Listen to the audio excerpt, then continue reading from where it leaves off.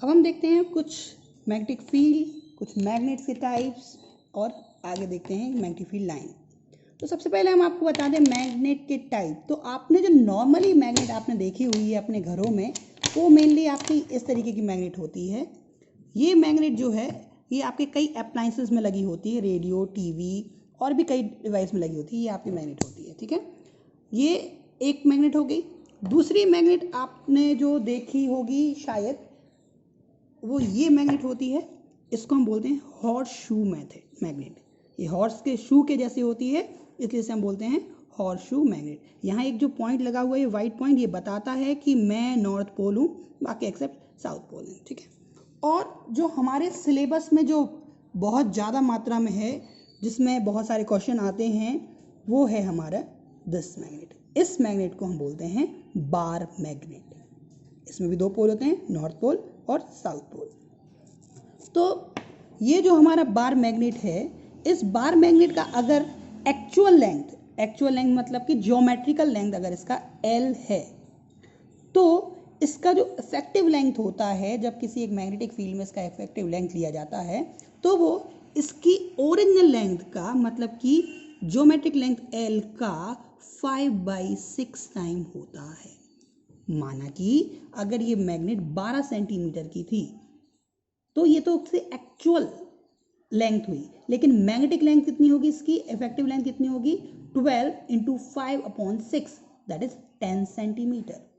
ये magnetic length कहाँ से मेजर करते हैं, पोल से पोल के बीच। मतलब कि ये जो पोल होता है एकदम कॉर्नर पर नहीं होता, जर्रा सा इधर जर्रा सा इधर, मतलब कि पोल से पोल के बीच की लेंथ को हम क्या बोलते हैं, इफेक्टिव मैग्नेटिक लेंथ, या ये कितनी होती है, ओरिजिनल लेंथ का 5/6 टाइम, ठीक है।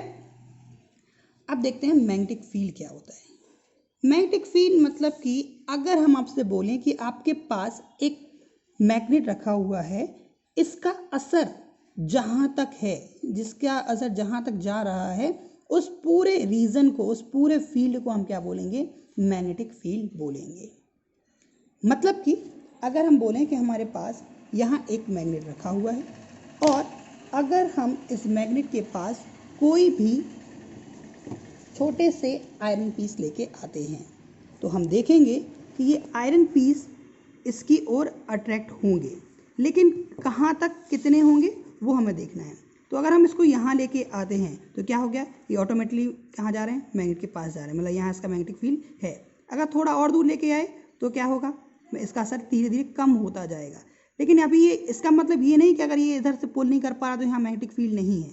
यहाँ मैग्नेटिक फील्ड होगी, लेकिन इतनी नहीं होगी कि ये इसको खींच पा रही है, लेकिन इसका असर होगा। फिर भी हो सकता है यहाँ तक हो, यहाँ तक हो, यहाँ तक हो, एक पर्टिकुलर रीजन होगा, उसके बाहर इसका कोई इफेक्ट नहीं होगा। इसको हम चेक करते हैं कंपास से। कंपास से पता चल जाता है कि हाँ इसका असर कहाँ तक है। ये आगे जाएगी और आगे जाके इसकी डायरेक्शन चेंज हो जाएगी, जहाँ वहाँ इसका असर खत्म हो जाता है, ठीक है। तो हम इसको बोलेंगे a region of field around magnet, एक ऐसा फील्ड या एक ऐसा क्षेत्र मैग्नेट के अराउंड जहाँ तक स्ट्रेंथ ऑफ मैग्नेट मतलब कि मैग्नेटिक फील्ड का फोर्स एक्सपीरियंस किया जाए, उसे हम बोलते हैं मैग्नेटिक फील्ड, ठीक है। अब मैग्नेटिक फील्ड को हम डिनोट करते हैं, और मैग्नेटिक फील्ड को हम जो डिनोट करते हैं वो कुछ इमेजिनरी लाइंस से डिनोट करते हैं, उन्हें हम बोलते हैं मैग्नेटिक फील्ड लाइंस। मतलब कि an imaginary line which trace the path of magnetic field, उसे हम क्या बोलेंगे, मैग्नेटिक फील्ड लाइन। या an imaginary line which trace the path of unit north pole around any magnet. सीधी बात यह है कि एक मैग्नेटिक फील्ड को हम जिन लाइनों से रिप्रेजेंट करते हैं उन्हें हम बोलते हैं मैग्नेटिक फील्ड लाइन, ठीक है। अब पहला इंपॉर्टेंट क्वेश्चन अभी तक हमने जो भी पढ़ा, इसमें पहला इंपॉर्टेंट क्वेश्चन आ रहा है, that is properties of magnetic field line. यहाँ से हमारे सिलेबस में पहला इंपॉर्टेंट क्वेश्चन आया होगा कि what are the properties of magnetic field lines.